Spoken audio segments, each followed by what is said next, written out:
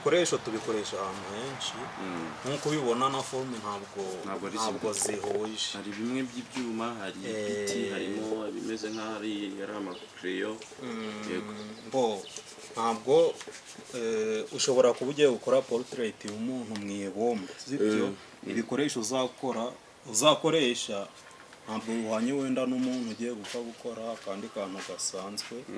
Niyo mpamvu uri kubona tutabifashe byose, ariko ikintu bidufasha gukata ibumba, uri ugiye gukata mu jisho urabona ntabwo wafata nk'iki kintu cyose, hari utuntu tuba twarabugenewe ukagakora witonze.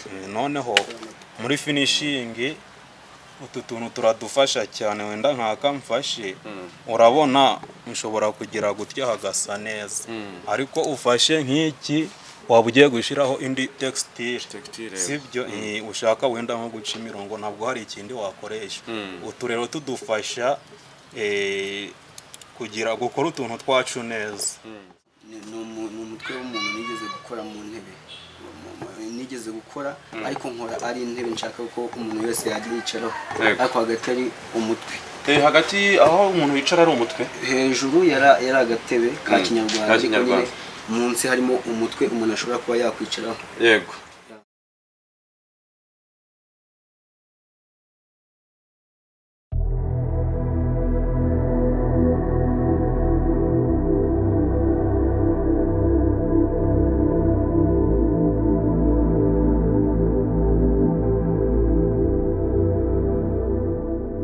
Bakunzi mukurikiye Ikirwa TV, ndagira ngo mbabwire ko aha tugeze na ahantu hameze neza, ahantu hakorerwa ubugeni, bakora ibintu bigiye bitandukanye, harimo ibishushanyo tuzi nk'amatablo, bakora ibibumbano, bakora ibintu byinshi bijyanye na art. Twari tuhageze, hari bamwe mu bahanzi bakorera mu karere ka Musanze bari kubafatira amashusho y'indirimbo. Dusa tugira n'amatsiko yo kumenya ibikorerwa ahantu kuko hari ibintu byiza cyane gusa. So aka kanya rero nababwira kugumana natwe kuri Ikirwa TV, wibuka gukora like, comment, share, subscribe, ugakora no kunzogera kugira ngo amakuru yacu ibyo tukugezaho byinshi tugutegurira ubashe kubibona ku gihe kandi bikugereho bimeze neza. Yanjyewe nitwa Rugamba, kuri kamera hari Mutete. Ngira ngo rero aka kanya hari ibintu tugiye kubereka, hari n'abantu tugomba kuganiriza tukamenya ese ibi bintu bikorerwa hano. Ngira ngo twagenda tukareba bamwe mu bari gutunganya ibyo bintu. Dusa n'abasohotse gatoya, twinjiye mu gikari. Hagiye hari ibintu byinshi cyane bitandukanye murabibona.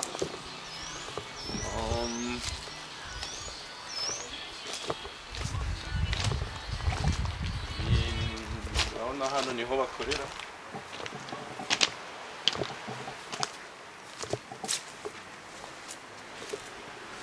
Aha twageze, ibi ni bimwe mu bikoresho abanyarwanda cyangwa se umuntu yifashisha mu buzima bwa buri munsi.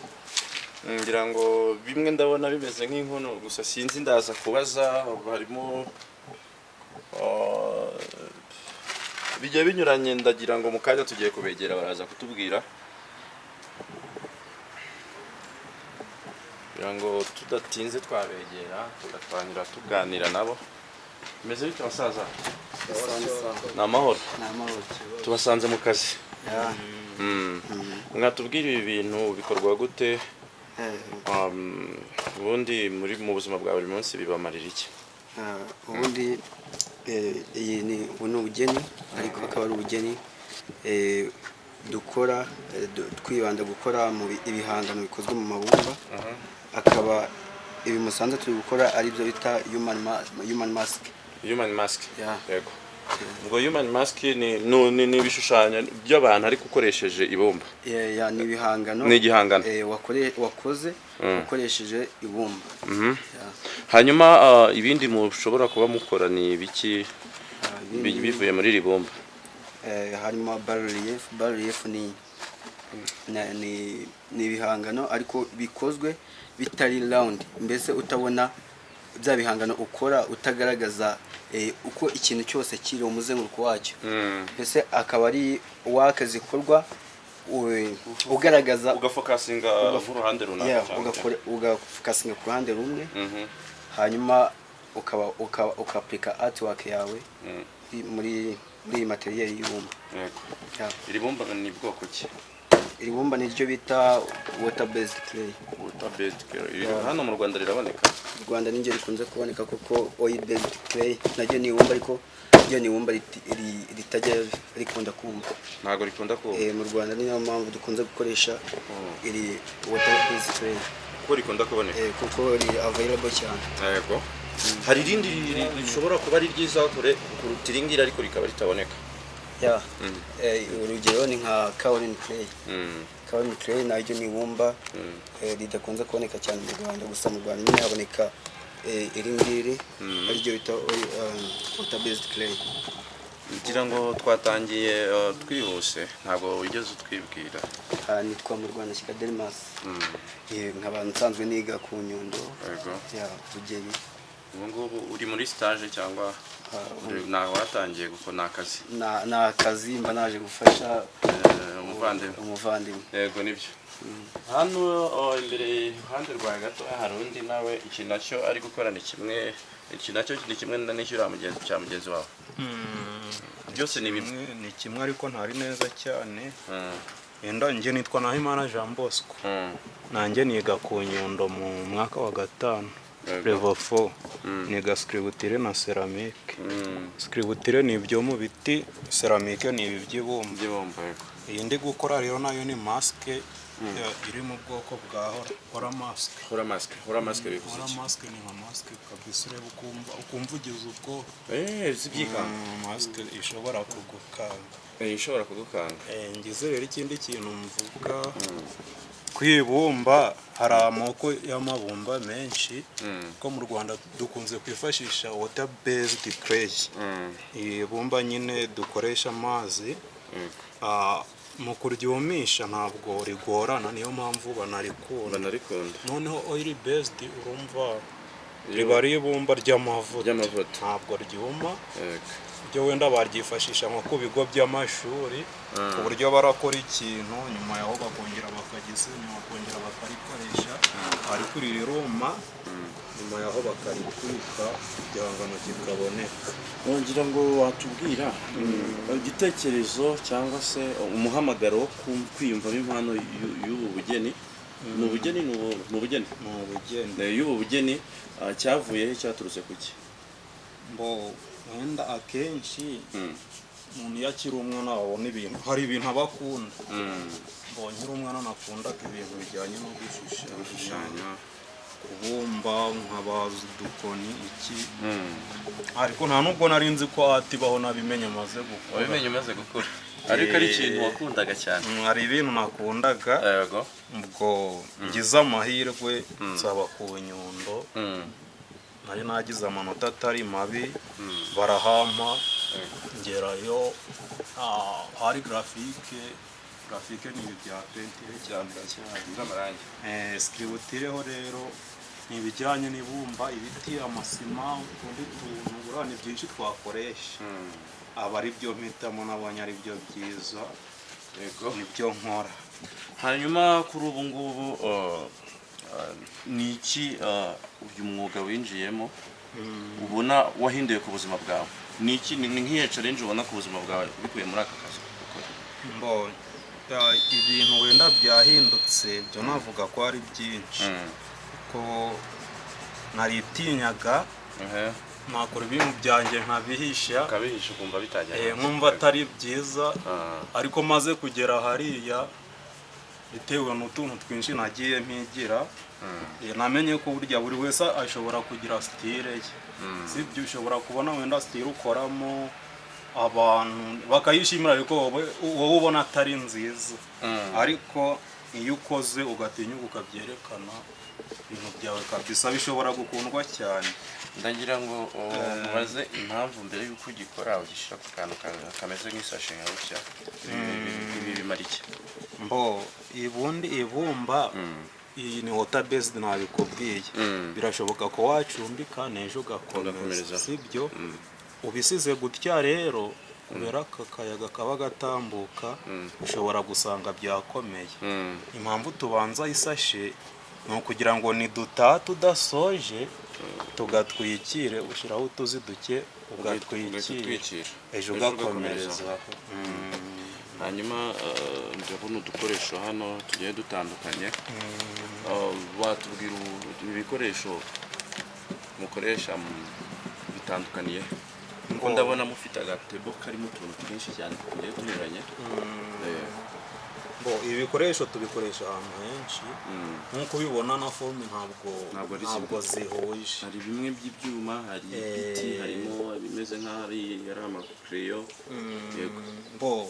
Ntabwo ushobora kuba ugiye gukora portrait y'umuntu mu ibumba, sibyo? Ibikoresho uzakoresha ntabwo bihwanye wenda n'umuntu ugiye gukora akandi kantu gasanzwe. Niyo mpamvu uri kubona tutabifashe byose, ariko ikintu bidufasha gukata ibumba, uri ugiye gukata mu jisho urabona ntabwo wafata nk'iki kintu cyose, hari utuntu tuba twarabugenewe ukagakora witonze. Noneho muri finishingi utu tuntu turadufasha cyane, wenda nk'aka mfashe urabona nshobora kugira gutya hagasa neza, ariko ufashe nk'iki waba ugiye gushyiraho indi textile, sibyo? Ushaka wenda nko guca imirongo ntabwo hari ikindi wakoresha. Utu rero tudufasha kugira gukora utuntu twacu neza, sibyo? Ntabwo wakoresha kamwe ngo uzarangize, ushobora gutobora mu jisho wageramo kantu ugasanga kabaye gato. Niyo mpamvu tuba ari twinshi. Urakoze cyane, reka dusubire kuri mugenzi wawe. Ndagira ngo itandukaniro wabonye riri hagati y'igihe utari wagatangiye gukora ibi ngibi noneho ubigereranye n'ubu, utandukanye ubuzima wari urimo utaratangira uyu mwuga, ugereranye n'iki gihe noneho ukora uyu mwuga. Mbigereranyije nsanga nyine uko nari ndiho ntari natangira gukora art, ngewe ku bwanjye nari ndi wa muntu nyine nanjye witinya cyane, nkumva nashaka kugaragaza ibihangano bindimo. Ariko kuri ubu ngubu biratandukanye cyane kuko ndakora nkapurika ibyo natekereje nkabasha kubishyira hanze. Bitandukanye rero na mbere, aho ngewe ubwanjye natinyaga kugaragaza ikindimo. Kuri ubu ngubu rero nkaba ndi wa muntu wirekura, wumva ko ukora ibintu byinshi nyine bijya bitandukanye kandi birimo creativity bimwe na bimwe niho bitandukanye.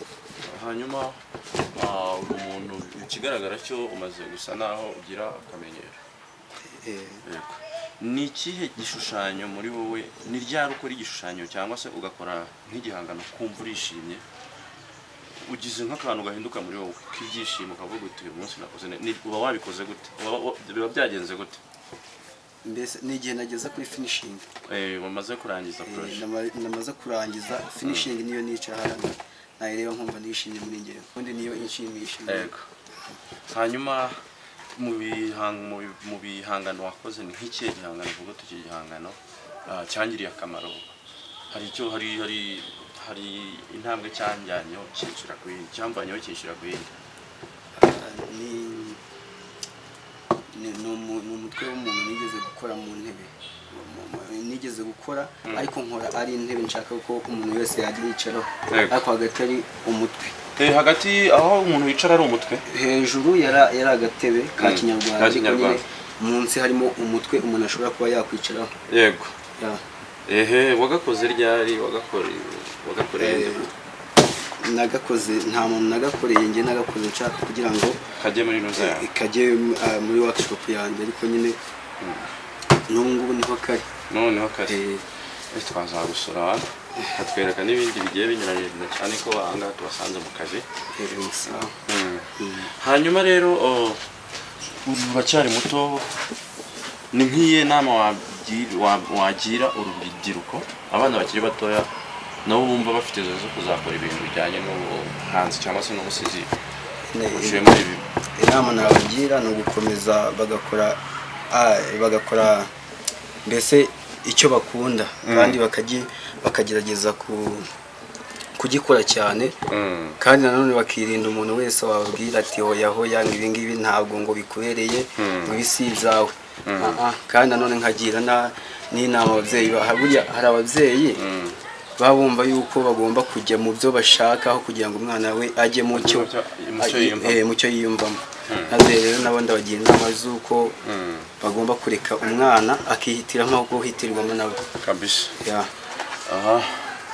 Hanyuma rero hano hari umwana twahabonye we ntabwo twigeze tumuvugisha ngo tumenye ibyo ari byo. Bimeze bite mwana? Watubwira tugusanze hano urimo urasena cyangwa se urakurisha ndimo ndasena. Yego, ibi bintu wabitangiye ryari? Ibi ngibi byo gusena mbimazemo nk'umwaka. Urasena cyangwa nabyo ubikoraho? Ibi hari utwo njya nkoraho. Hari utwo ujya ukoraho? Yego. Ariko ubwo akazi kawe by'umwihariko ni ugusena? Ni ugusena no kubaza. No kubaza? Uri umubaji? Okay. Wabitangiye ryari? Nabitangiye mbimazemo mbese nk'umwaka. Umwaka ubaza? Igitekerezo cyo kugira ngo byinjiremo cyavuye ku kiwe nicyo cyatumye winjira mu bubaji? Cyatumye mbyinjiramo nyine numvaga mbikunze, numva naza mbese nanse kubaza bikunze nanse nza gushaka umuntu wabinjyanamo. Yego. Ndamubona araza binjyanamo. Yego, bitangira byiza. Birangira byiza. Iyi saha ugeze ku rwego rwo kuba wafata ibintu nk'ibi ukabisena? Yego. Hanyuma ni iki wumva muri wowe kikunezeza muri aka kazi? Kinezeza ni uko igituma cyabinezeza ni uko ngira mbese ngira aho ngeze. Ufite aho ugeze? Hari akantu bikwinjiriza? Akantu biranyinjiriza. Ubu ngubu buri kimwe cyose ushobora kuba wakikorera? Nakikorera. Bitewe n'umwuga wawe? Ngira ngo mwabyiyumviye inshuti bakunze b'Ikirwa TV. Ahangaha rero naho twasuye bamwe mu rubyiruko rwiteje imbere ruhanga umurimo wo kubumba ndetse no kubaza ibishushanyo. Ngira ngo rero twaganiriye byinshi tubasezera. Ni nk'iki wumva kikuri ku mutima wabwira abana bari mu myaka yawe? Kiri ku mutima wanjye wabwira abana bari mu myaka imwe n'iyawe? Cyakora mbese ni ukwihangira imirimo nabo bakihangira imirimo. Yego. Yego, ubwo ukababwira uti muhakura amaboko bakura amaboko mu mufuka bakore. Nawe urakoze cyane. Dusoza, ni iki wumva kikuri ku mutima wabwira abadukurikiye muri aka kanya? Murakoze.